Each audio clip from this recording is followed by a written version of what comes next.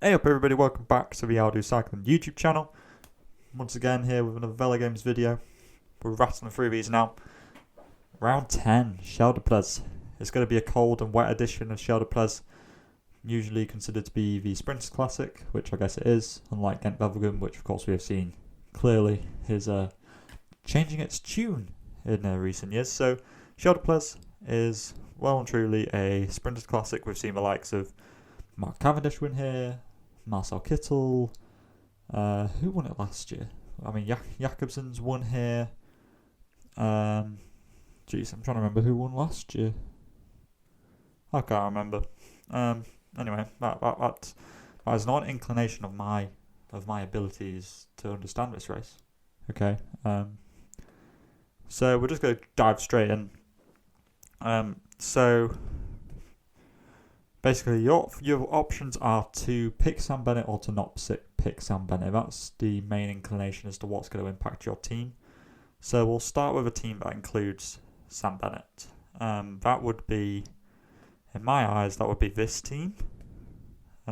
Give me a second. So, something like that. Sam Bennett, Arnaud Démare, 220 pointers. I've gone with Ackermann and Kristoff here. You can change those to be any of the 20 pointers you like. You have the choice of Ackermann, Degenkolb, Kristoff, Merlier, Nizzolo, Philipsen, Paulette, Seneschal and Viviani. My thinking is that these two are quite safe options, especially since it's going to be a cold race. Kristoff has been known to get through very tough conditions, and so has Ackermann. I remember a Giro a couple of years ago, he was sprinting in the rain, didn't seem too affected by it at all. Merlier does go well in cold conditions and windy conditions, which it will be. However, the difficulty is that they also have Philipsen, so therefore you're picking Merlier, but what if they're working for Philipsen? So it's a bit of a gamble, but he is also a sprinter on form. So I think that overall that's not too much of a risk. Démare, because he won a little French one-day race the other day, so therefore he's clearly got some confidence. The lead-out's clearly, working for him. And Sam Bennett, of course, has, it's the QuickStep, it's Sam Bennett. He's pretty much by the fastest, most consistent sprinter in the world at the moment. He has Morkuf here, he has Seneschal here, he's got Bert van der Leeuwenberger here, he's got Eo Keiser here, Cavendish is here. It's a really strong team. And then towards the bottom end, we've got Tosh van der Sande and Timothy Dupont. Timothy Dupont I consider to be an absolute must for your team. 6 points, really cheap, should probably be priced more, but the prices can't change now, so this is an absolute bargain for any kind of sprinter classics. Absolutely be putting on Timothy Dupont. Tosh van der Sande is in there because he finished 5th place at Dwars Vlaanderen last week. Bit more of a risk because they do have other riders. They've got Degenkolb here, they've got Florian Vermeersch here, they've also got Gerben Thijssen here. So therefore, is he going to be the sprinter? It's difficult to say. He is more of a lead-out man, but I think that perhaps Lotto Soudal might give him the opportunity to sprint. Your other option is to take off Sam Bennett and put on another 20-pointer. Save those 4 points, put those onto Tosh van der Sande, and secure a more certain sprinter pick in a 12-pointer. I really like Hugo Hofstede, rider who I've picked before. I picked him for the OxyClean Blues de Pan, and he finished 6th place. He got disrupted by Démare's faulty sprint where he clipped out. Hugo Hofstede is a really underrated sprinter, really good classics rider for the future. I think that he's got a really promising future, and I think that overall Israel should be riding for him. They do also have Tom van Asbrook here, they have Rudy Barbier here, so therefore that's not an absolute certainty that Hofstede is the sprinter.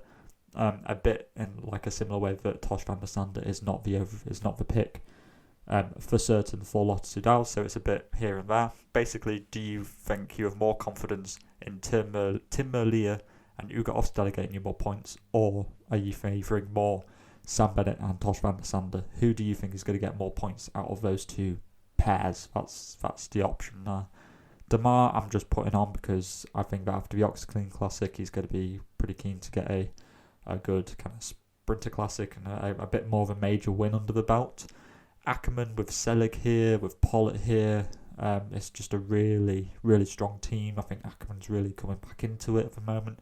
Kristoff, it's a bit of a trickier one. Of course, he did okay at Flanders, but not great. Is he going to be looking to want to bounce back after that? Degenkolb, maybe not. Nizzolo looked really good at Velogames, DNF'd Flanders, so kind of how's he feeling? I'm not really sure how he goes in really windy and cold conditions. I'd be favouring Kristoff in that sense, but Nizzolo is also really fast and somebody who I could definitely see finishing inside the top 5. Or do you think that perhaps it's not going to be a sprinter's race at all because of the wind and the rain? It's actually going to be a lot more open and there's going to be favouring more attacks. I'd still be putting sprinters on your team, but you could swap out some of them. You could maybe go with Seneschal or Pollitt or somebody like that who might be thinking more about attacking and letting their sprinters sit in a bit more. Somebody with a bit more nous. I think that perhaps Seneschal looked really good at Flanders. That could be a good shout, but at the end of the day, he might also just be a lead-out man.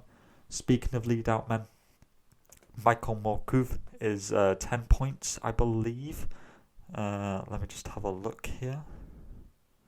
This is an absolute certainty. He might be 12 points.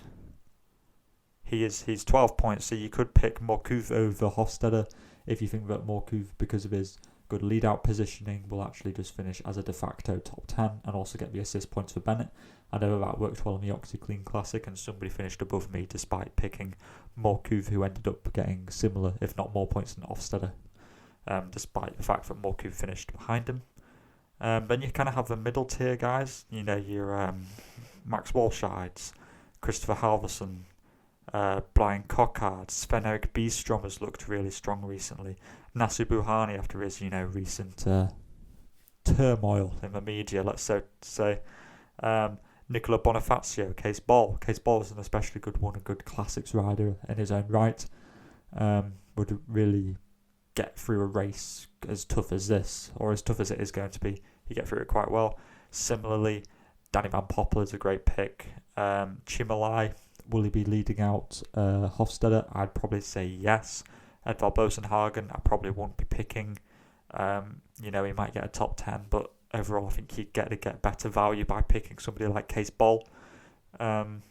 So what am I favouring? I think I am thinking either this team on screen, this team, but not Nils Pollitt, probably going all in with the with something like that, with a Nizzolo. That gives me 6 sprinters who could all finish inside the top 10.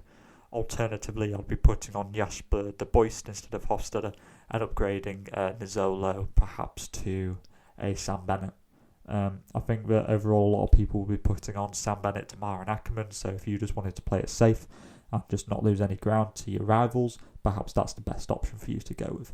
If you wanted to be a bit more risky, perhaps go with this option because a lot less people might be picking it, might give you a few extra, 50 to 70 points more gaining, but it's a bit more risk. You could end up losing ground. I'd say that if you're thinking competitively in terms of your leagues, probably go with Sam Bennett. Just get the points, get another round through, live to fight another day. If you're thinking, every point counts at this point, and you're really just needing to throw a load of Hail Marys and just hoping that you gain some points, then probably go with this team on screen because it's a little bit more different. And if you really wanted to go crazy, pick some of the attackers, favour an aggressive race. Hopefully you end up, picking a solo winner or something like that. That's about it, really. If you're still here, thanks for watching. Consider subscribing. We're really rocketing up in the subscribers at the moment. Drop it a like. And of course, always put in the comments or get in touch with us on Twitter or Instagram if you have any riders that you specifically want our opinion on. So, all that's left to say is to keep your mask on, stay safe, and I'll talk to you next time. Salut!